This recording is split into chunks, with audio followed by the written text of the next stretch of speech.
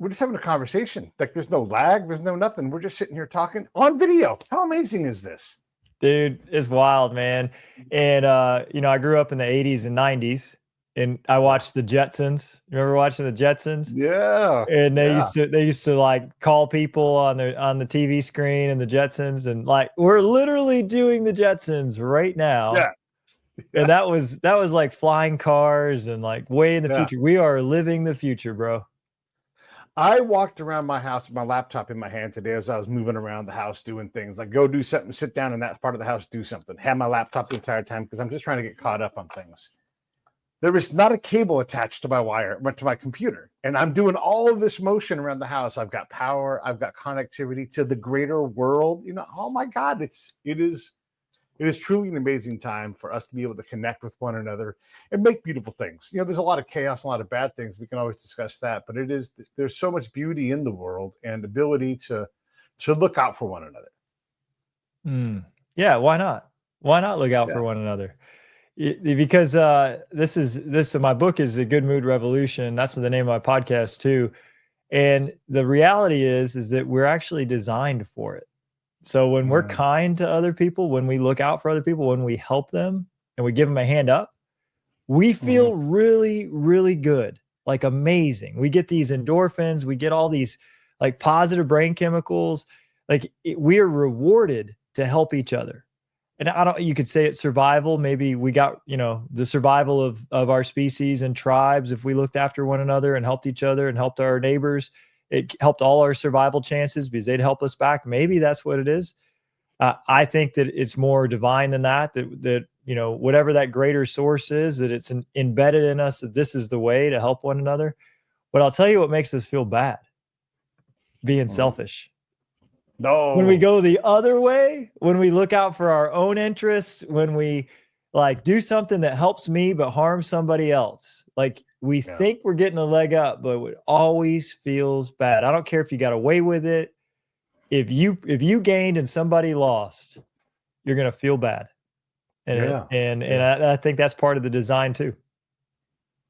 Going back to the good side of this, one of my favorite things to do is to have someone say, "Oh, you made my day," or have someone make my day. And if they make my day, I say, "You know what? You just made my day." What a great thing. Like earlier, you were being very kind to me and talking about the quality and the history of my show. And I was like, man, and I want to blow it off because I got to get to work, but really slow down and enjoy that. Like you recognize the work that I've put together. I mean, there's over 10 years.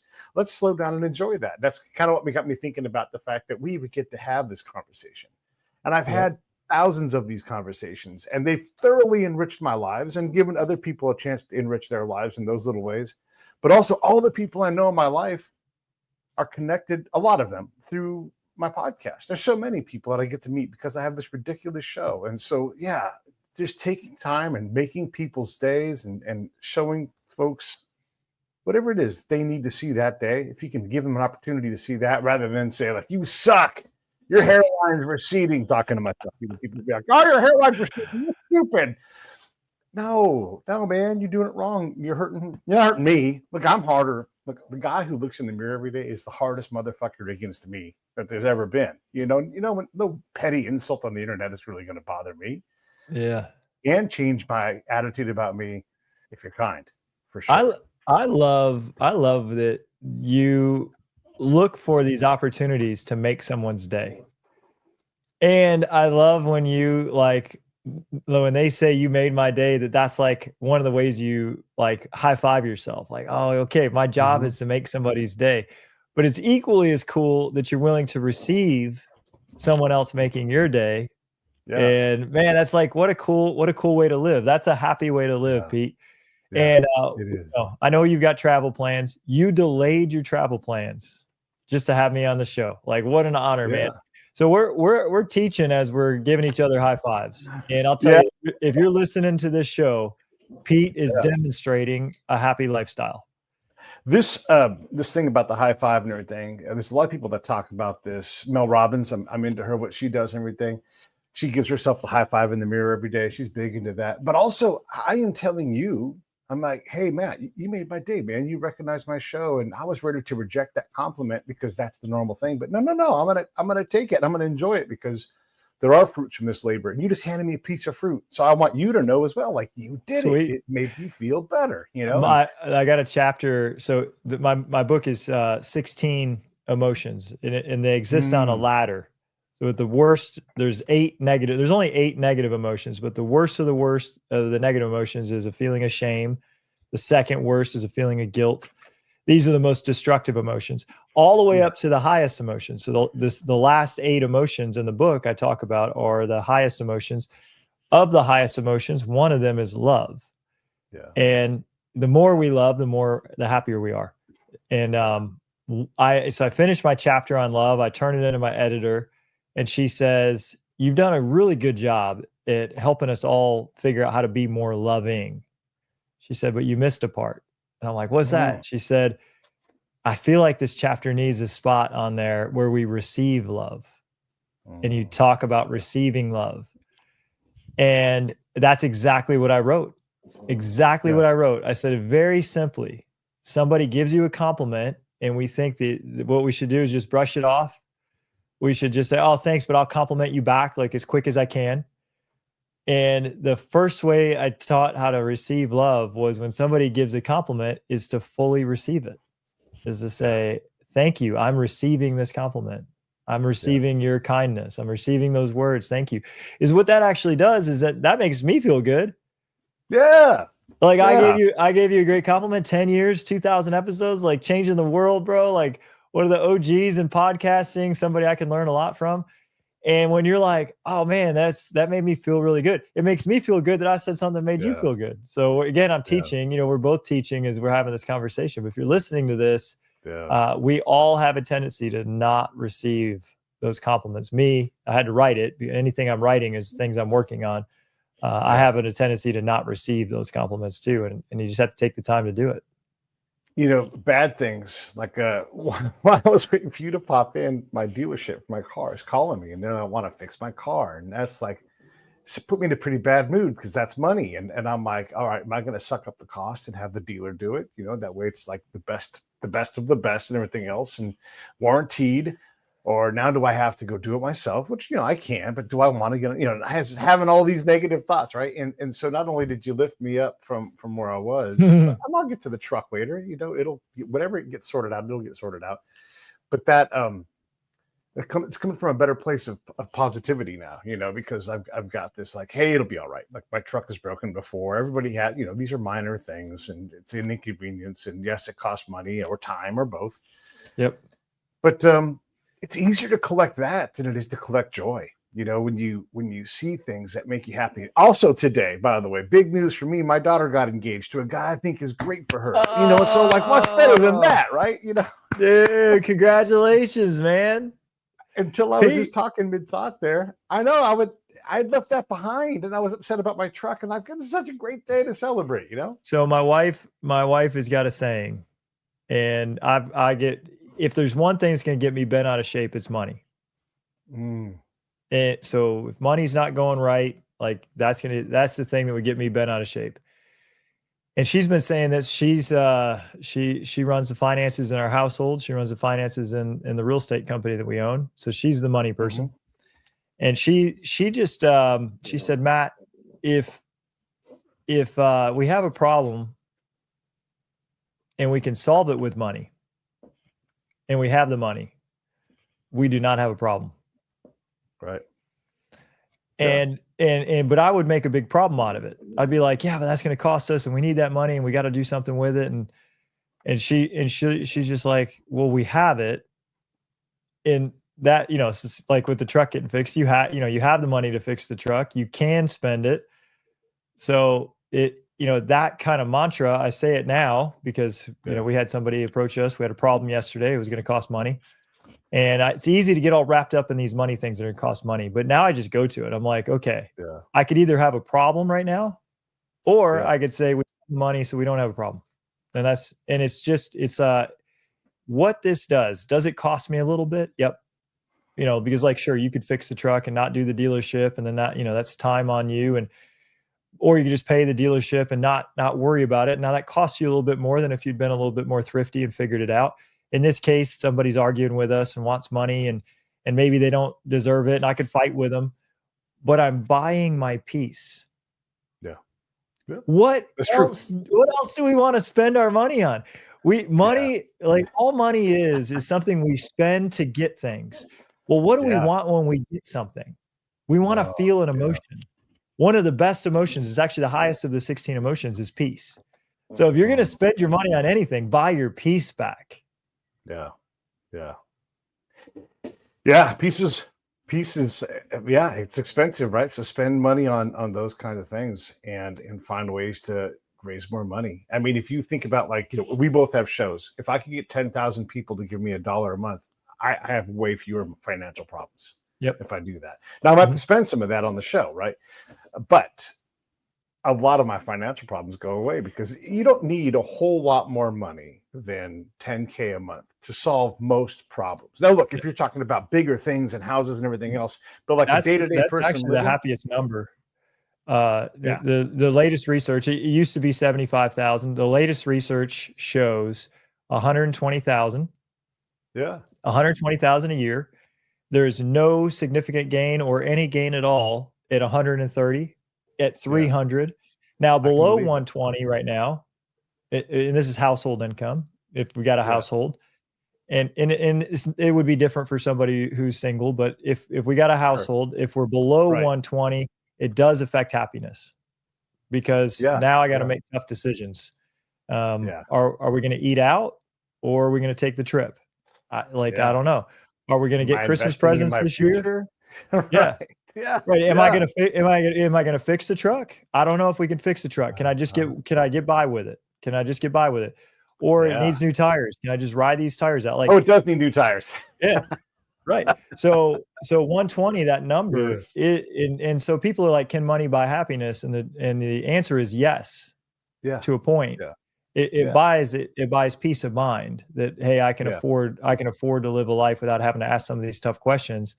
But beyond that number, beyond 10,000 a month, it buys no happiness. So the difference between a family making 120 and a family making 1.2 million, no more happiness whatsoever due to the money. Yeah. Now the 120 family might actually have more happiness because they're not all wrapped up in making all this money. And they're not all wrapped up in the status games, and they're not all wrapped up in what did the Joneses think and how perfect is my Instagram and was my vacation a 5-star resort and did they bring my hot towel like I requested or not? Like there could be a lot of like nitpicking that go on at some point.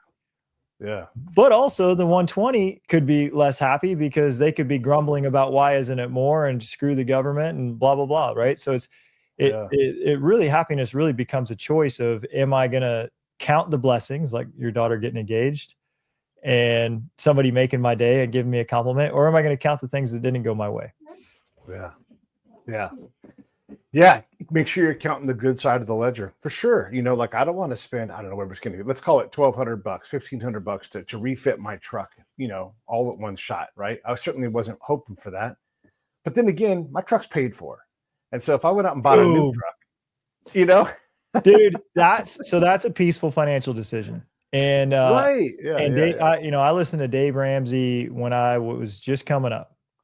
Yeah. And I had credit card payments and car payments, and my wife had a car payment. She had credit card payments. And I saw him up on stage and he teaches financial peace. I don't know, Pete, do you know this guy, Dave Ramsey? I know who Dave Ramsey is. Sure. Yeah. What he said is that the typical American, the way that most of us are living is, we're driving a car we can't afford, trying to impress people that don't even care about us. And he said, here's what you should do: buy the car that's paid for, or drive the car that's paid for.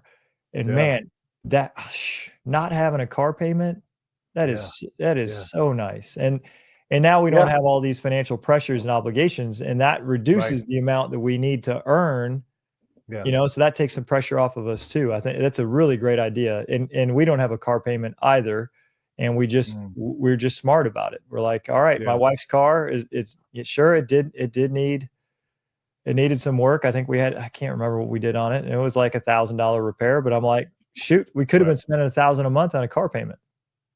Yeah. I mean, I'm going to refit my truck for an indefinite amount of miles, a long time, for the cost of a light 4-month car payment. I mean, Mhm. if I spent $400 a month on a car, I'm going to get a decent car, Mhm. but I'll have another 60 some odd months to pay, to replace it. And Totally. so, yeah, so 4 months, and I refit, and the truck continues to roll on because my car's fine for me for what I do. Would I update a couple things? Sure, but do I need to? Nah. Yeah. It's in a pretty good spot. I want to go back to the show thing. Obviously, my show has been around. It's got a history. It's got a path. It's got its own energy. It often books itself. It's like someone will call me, hey, I'd love to come on the show, kind of thing.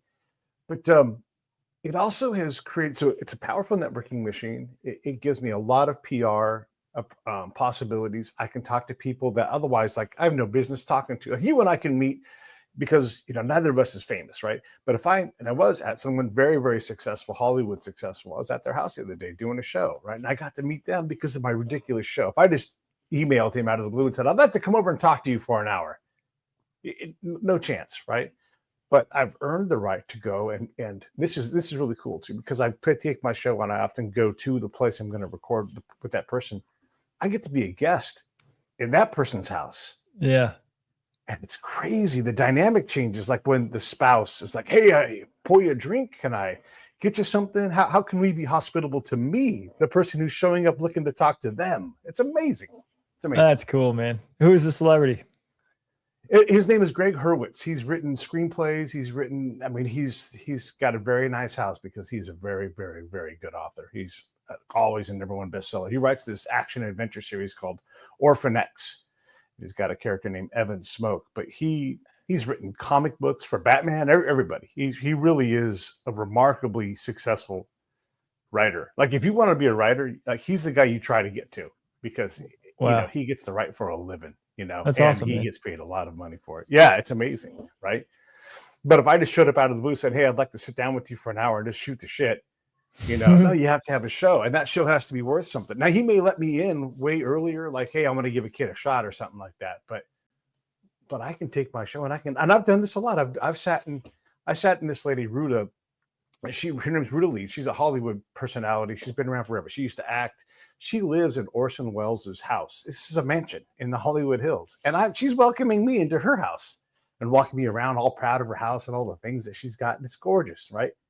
But that's a different thing, where I get to be a guest when someone else is being my guest on my show. We're guesting each other, and it's just this very positive exchange. So I wanted to talk about your show and how the gifts that your show gives you that you couldn't have anticipated.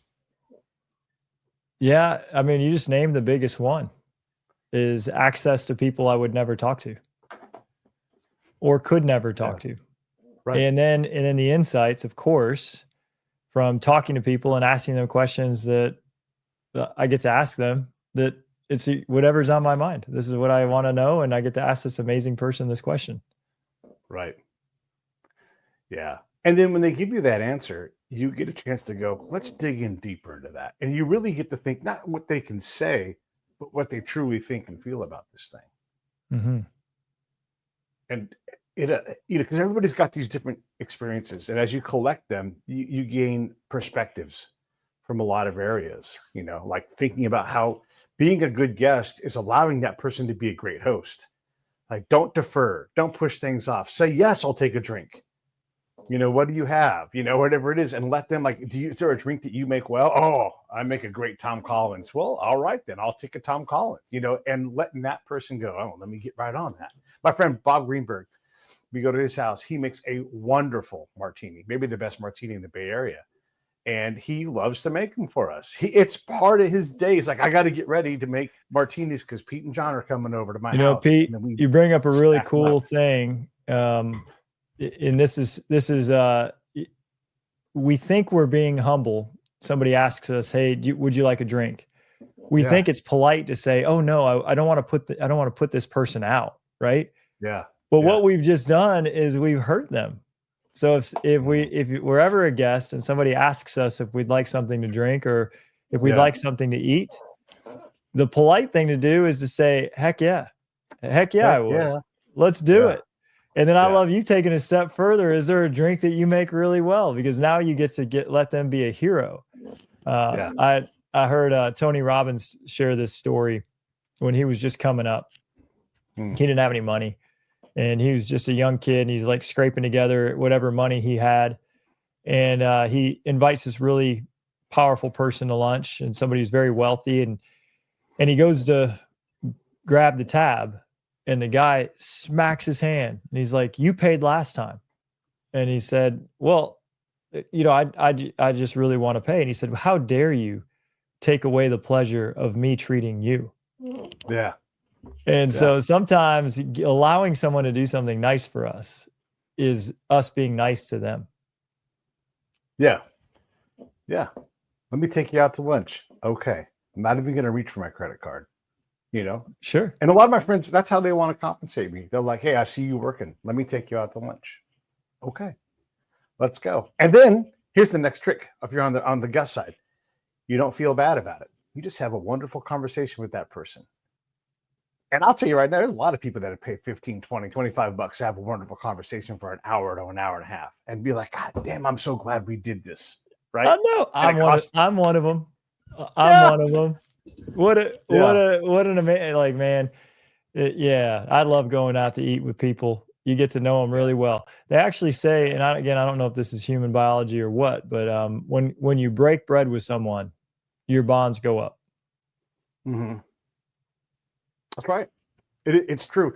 So when I worked in combat zones, right? I used to be a spy, and we would often go to someone's house, and their wife would cook up this meal all of a sudden, and it always struck me like, this is like, it's rude. This is bad manners. First off, we show up with guns, we're filthy, we stink, we haven't taken showers, we're a bunch of dudes. It's like a biker gang shows up at your house, and they're like, "We got to feed these guys. How much chicken do we got?" And the food's wonderful. The poor wife is back there just flinging food around, getting a meal ready for. And they're not going to feed one of us. They're going to feed all of us, right? So we show up unannounced. Sometimes I make an appointment, but usually unannounced. And they've got to whip up a meal for 20 people. Can you imagine? And I realized, oh my God, like if I bring him to our house and treat him with respect, like he's doing for us, like how we would treat an important person if they came to the American, like if John McCain, who was alive back then, when he shows up, everybody loses their mind. They're polishing garbage cans, running around, ironing the uniforms, making sure everything's all perfect. If we treated that sheikh or that elder or that government official from that country that way when they came on our camp, look out. There's going to be a different relationship after this. So I started doing that. I started building it. So we wouldn't search these guys.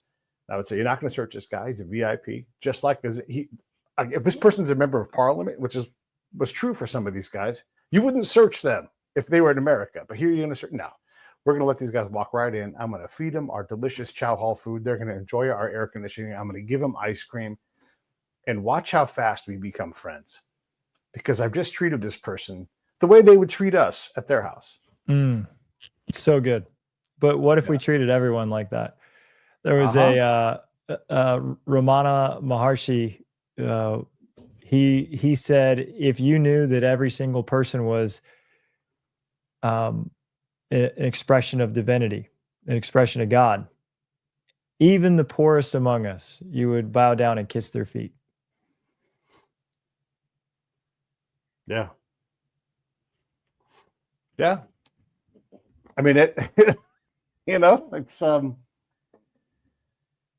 there's a thing on the other side of this where, like with mental damage, I've got PTSD, I get depressed now.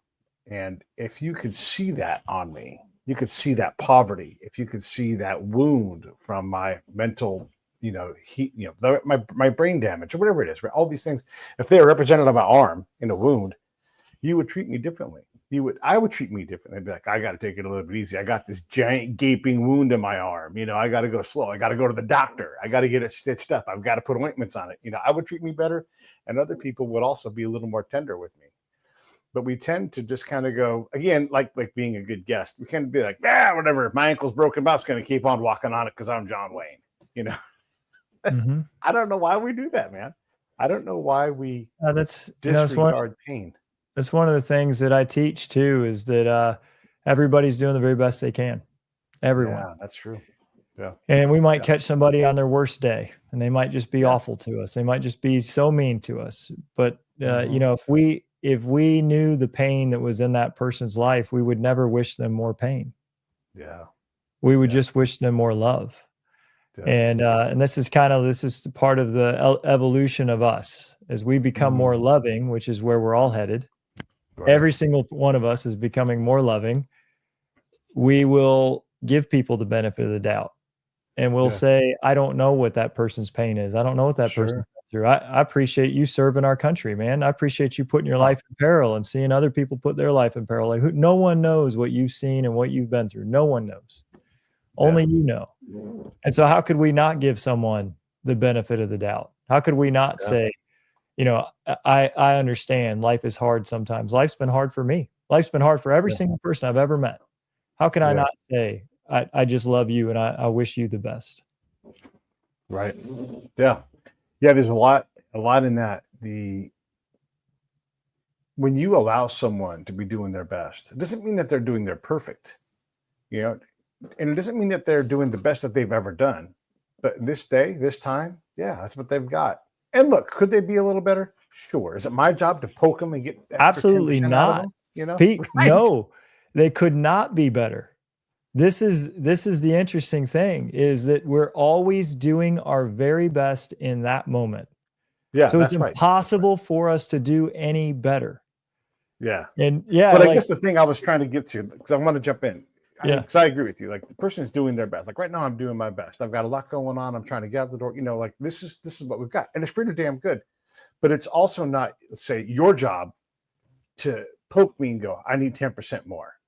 Right? That's what I'm saying. Like, if you see someone who's maybe not doing great, maybe slow down, get at their level a little more and say, you know what am I in a rush for? I'm at the auto parts store. I'm going to get my cover. If it takes me 20 minutes, great. If I get the right part, I only come here one time, even better. But we often are in such a egocentric rush that we don't allow that person to be having a bad day or having a bad 20 minutes, or whatever it is, Yeah, and you know where that comes from? It goes back to what you started with, man. We don't allow ourselves to have a bad day. We don't allow ourselves to not be perfect. We don't allow ourselves to be off, to not be our best. Yeah. Once we start to love ourselves and forgive ourselves for us not being always on, once we start to give ourselves grace, then we can look at someone else who might not be on their A game and give them grace. The way we treat anyone is just a projection of the way we treat ourselves, which is why when somebody's treating me poorly, I'm like, man, that's tough. They've got a poor mind. Yeah. Let's talk about your show. So I want to get into more specifics about what you do with it, what the design is, and then how is it going?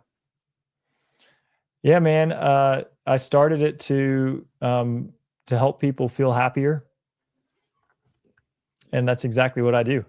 I get on once a week with somebody that is an expert on happiness, emotions, anxiety, anger, being more at peace, just any topic that would help us feel happier.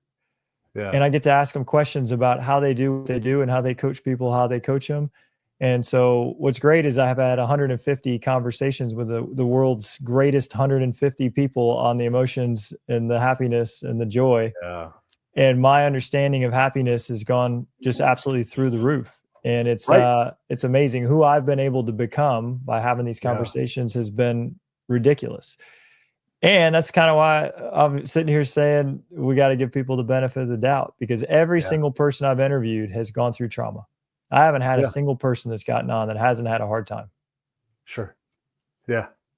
Yeah. I mean, wherever trauma is, your trauma line might move more to the worse, but everybody's got one and everybody's had something. And so for them, and that, but what's worse? What's worse?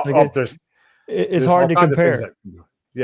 It's hard to compare. It's hard to compare. Like we don't, until we walk in somebody's shoes, we don't like to say, oh, I've seen this and you haven't seen this. And so mine's worse. There's no comparison. We really can't compare. Right. It's this person's experience was tough for them.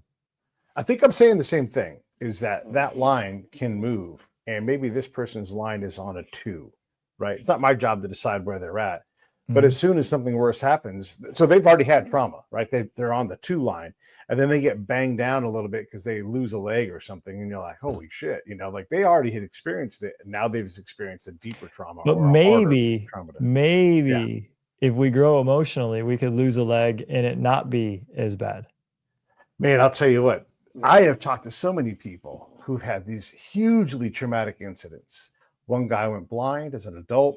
Another guy, we got this lady I just met recently. She got into a horrible traffic accident on the PCH over here in California.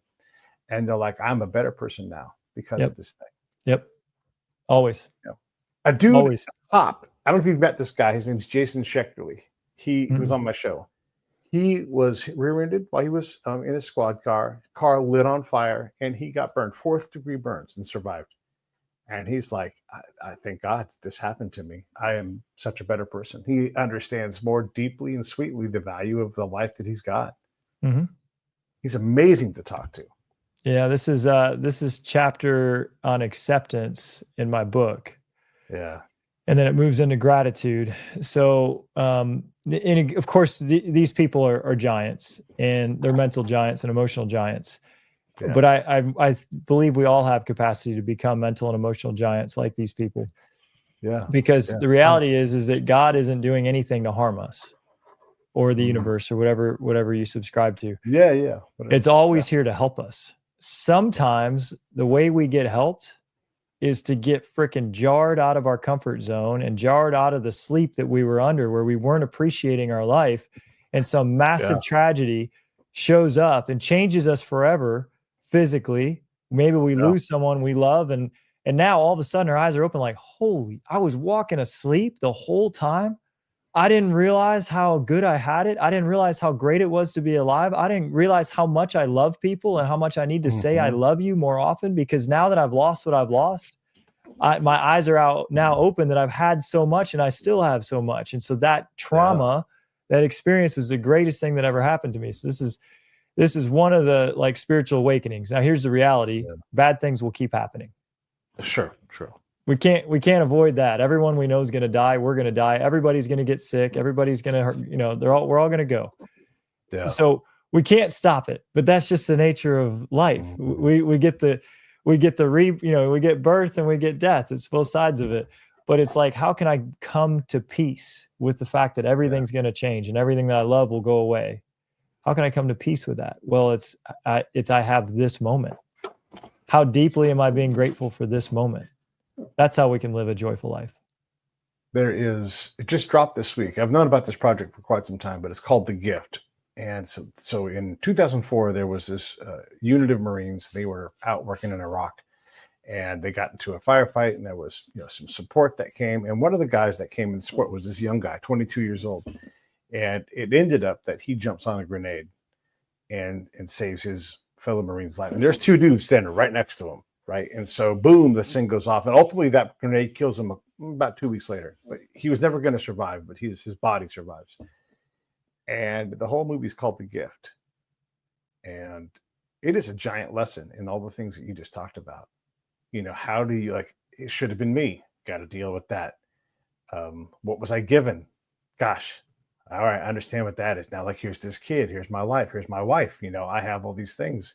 What is the standard that I have to meet? And you have all these questions because you've been given this gift, And then I think what a lot of these Marines realize, and I don't want to put words into their minds or hearts, but that they're doing it. Whatever ability Jason Dunham has to look down on his friends is to see them living, just go out and appreciate the gift. It doesn't mean there won't be trauma, won't be struggle. A lot of these guys have struggled, but that whole documentary gets into that. Is this out right now, Pete? Is this it's out? Yeah. Oh, dude, I'm gonna watch it. I'm gonna watch it. It sounds amazing. And that kid, that 22-year-old kid, he made the highest choice any of us could make. He made the highest choice. A lot of times, it's deeper than that. He was telling his friends, he's like, I think if you kick your Kevlar off and because that's what he did, and put your Kevlar on the grenade and then put your body and body armor over it, that's the best way to not necessarily survive, but to protect your friends even more. And so his friends were like, you can't take your helmet off that fast. He's like, time me. And it's in the movie. They talk about it, right? And so he doesn't like, he's trained himself to say, if the situation ever arises, this is how I'm going to respond. And I'll be damned, he did it.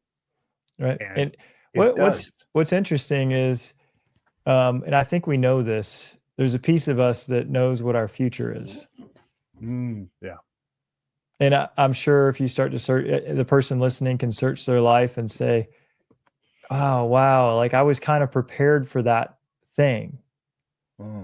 So the fact that he was practicing this maneuver. Yeah.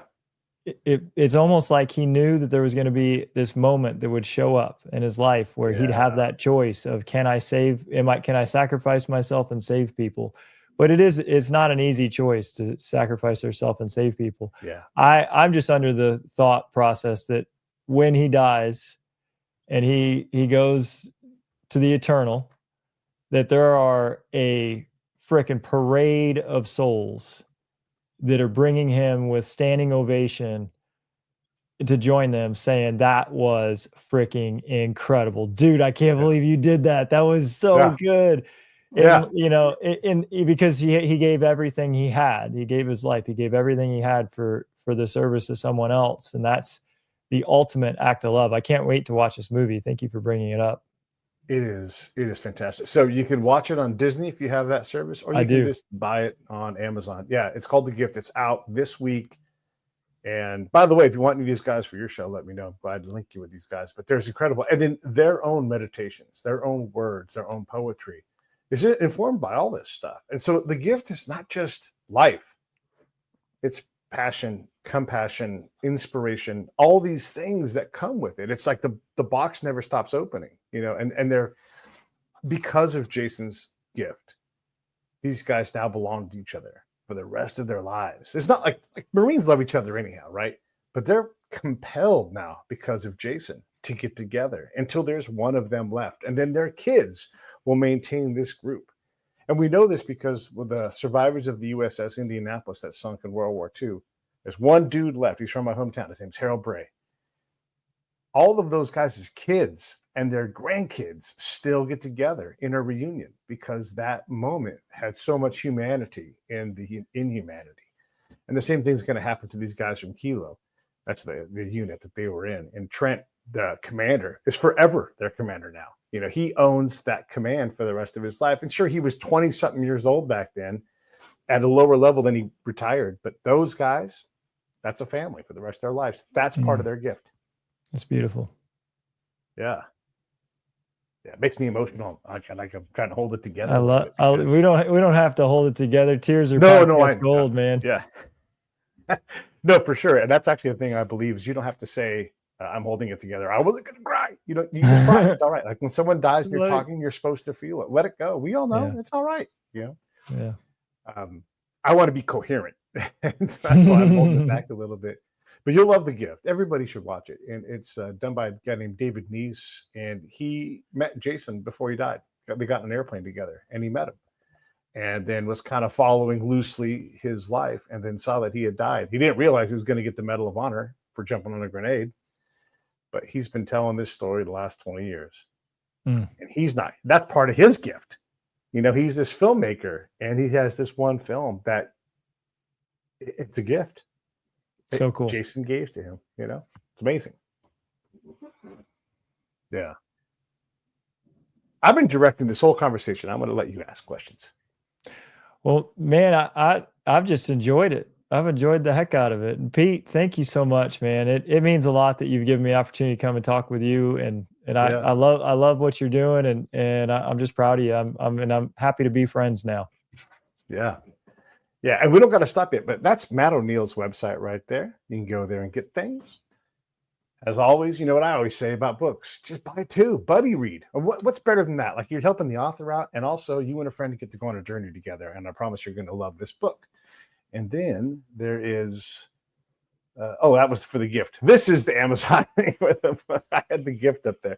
That's the link. Go to Amazon or just type in Matt O'Neill's name and you'll find it, I'm sure. That's right. What else do you want to get into with the time that we have left? We got about 10 minutes left or so. Man, I feel like we've covered so much today, and yeah, I just have appreciation for you. That's just where I'm at. Oh, I love it. I love it. What's the best way for folks to reach out to you? I mean, we don't have the website up there and everything, but Mhm. what's the best way for folks to get to you? Yeah, the best way to plug into my world is through the Good Mood Revolution podcast. So, Okay. I know they're listening to your podcast, and if somebody's looking for a podcast that focuses on helping them feel a little bit happier, it's a good second podcast to add to the repertoire. Yeah. Well, and you know what? Life is big. And so people pop in and out of my podcast. So just go ahead and go check that out and go surf that for a while. I'll still be here when y'all get back.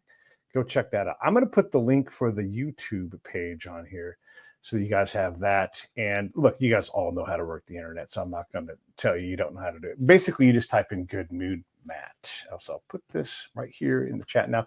I did want to ask you something. Whenever I see the note, emotional intelligence, I think about this. Cultural intelligence is often missed and misunderstood or ignored. If you understand cultural intelligence, emotional intelligence comes with it's part of the package. It's hard, but cultural intelligence requires being uncomfortable because you have to enter someone else's culture or they have to enter yours and you're trying to, enculturate each other. What are your thoughts on how you use culture to create some of this happiness that we're talking about, this good mood vibe thing? Man, there's every culture has its own set of rules. And my family and I just spent a week in Barcelona, Spain. Sure. Totally different culture. We're in Charleston, South Carolina. Charleston, South Carolina has its own unspoken rules, just ways you're supposed to act and things you're supposed to say. And, and then Barcelona, way more dense population, totally different rules, totally different culture.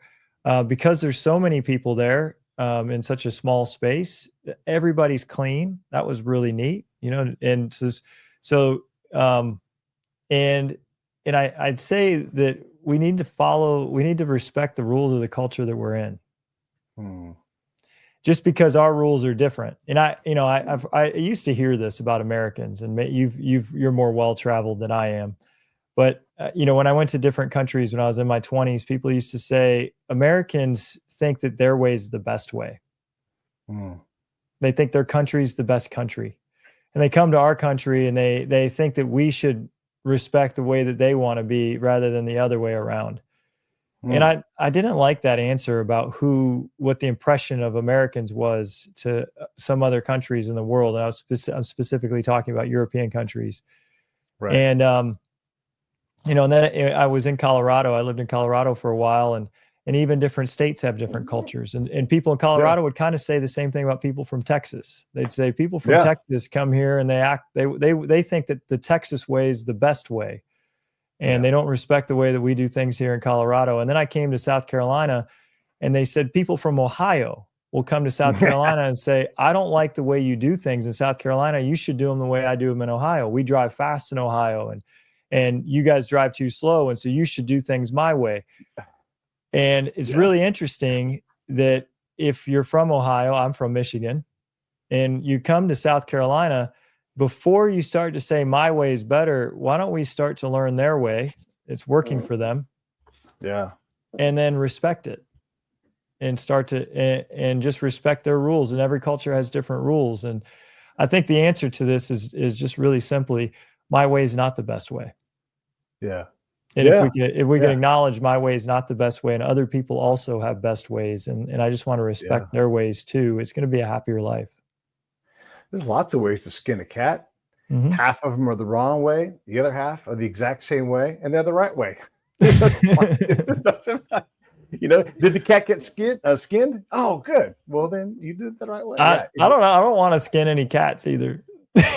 Gentle, an organic one that's been fed leaves and vegetables. I've always been a dog guy, and the neighbor's cat now comes over to my house every day, and I feed it every day. What a delight! Yeah, it's awesome. And so now I've got a pet cat that I don't take care of and isn't mine. I just feed it, and I get to pet it. And it's now my cat and there's no litter box. It's great. It's your outside cat. I want to add to your cultural point, because there's something that we tend to do as humans is we don't want to give offense, and so we worry about hand gestures and the kind of clothes we wear and all that kind of stuff. But if you go somewhere else, yeah, it's fun to explore that culture. But you shouldn't try to out South Carolina someone who's from South Carolina. Like, you shouldn't try to out California me when you come here. Like, don't do that. Be yourself, but be curious about what you guys do. Like, hey, I see you guys all say the before a freeway name, the 120, the 22, the 5, the 15. Why do you do that? Like, that's a better way to learn about our culture. And maybe we don't even know, like me, I know to say that down here in Southern California, but once you go through the grapevine in the Central Valley, I switch back to what they do, which is we just say either I-80 or 80. We don't say the in front of it, right? And so these little regional things are all around us. If you ask and you're curious about it, and there's a respect to that, even if you disagree, like, what a silly thing to do when someone does this. Like, if you went to, in my life, I've been to a lot of different Christmases, and you learn that Christmas is always the same and yet completely different in every family, whether it's ethnically different or just a different family and how they do it. Oh, we do gifts on Christmas Eve. Oh, we do Boxing Day as well, or whatever it is. There's a million kinds of, really an infinite number of ways to do Christmas. And so when you go and experience these things, you're still getting Christmas done, but you're learning another family's tradition. Oh, well, we do this thing because our Filipino grandma brought this game from the Philippines that we always play it. And she's passed away, but it's still part of our family. All these things get mixed into what Christmas is, or what day-to-day life is, or what work, what's professional work behavior. In Spain, hey, you take siesta. You can have wine with lunch. Not that big of a deal. You get uptight people in New York City, and you're like, oh, hold on now. We only drink the right kind of water, Mm-hmm. like that. Just all these different rules. It's all part of how we figure out who we are. But don't be afraid to navigate it. Don't be afraid to say, hey, I've noticed this thing. I'm curious. Is there a root to this, or whatever it is? And you'll find, I think, that as long as you don't mind being uncomfortable, because it's supposed to be a little uncomfortable, that you can learn how they navigate a lot of things pretty quickly. As long as you understand their goals and how they make decisions, which are not easy things to do, you will have a better time navigating any kind of culture you run into. Very well said, man. I think you nailed it. Yeah. All right. Well, let's wrap this thing up. Anything you want to say in closing? Yeah, man, it's been so fun. Like, you're a fun host, dude. Oh, thanks, man. I appreciate it.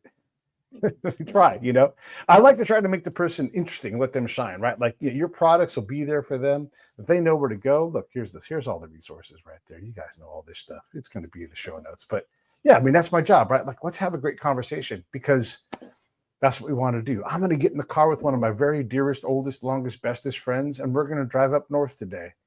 And it's going to be a riot. We're going to have a great time. Good. Life is full of these things, and you want to pack things in enough that you're like, I can't count how many great adventures my friend Dave and I have had. They're just too many to count. And so we just keep adding to the pile, and don't worry about the counting, and just worry about the piling, and just keep doing it. And that, I think, is a big thing in life. Yeah, I just heard something the other day, man. It said there's a difference between deal friends and real friends. And I reached out to 10 real friends today, and I told them, hey, there's a difference between deal friends and real friends. It sounds like Dave for you is a real friend, but Sure. The way it was described, it's in a book I'm reading. Can't remember the author. He co-wrote it with Oprah Winfrey, and it's about happiness. But he said a deal friend is in your life because you have something going on that you're doing together. So 1,000 podcast guests, right?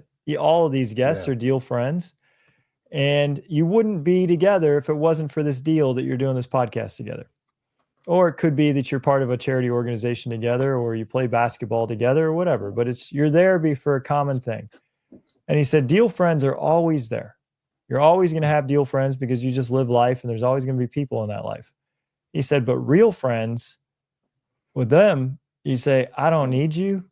And there's no reason for us to be together other than I love you. Yeah. And those real friendships, man, you get one like Dave, you pour time into those, because that's the spice of life right there, man. Yeah, we're going to spend time right now and we're going to crack each other up. It's going to be great. By the way, Peter Attia is, I looked him up real quick. It was Real Friends Over Deal Friends. Maybe he's writing about the concept, but that gets you an entryway into that. So if you look up Peter Attia, Deal Friends and Real Friends, you'll find that. But of course, the main thing here is Good Mood Matt and his show on YouTube or other podcast channels and matto'neill.com. Straight to the source. All right. I'm going to wrap this thing up. You have a great day. I'll come right back to you, Matt, in 1 second. Everybody else, I will see you tomorrow. We got some cool stuff from the Irvine Ranch Conservancy. You're going to love the characters and the animals.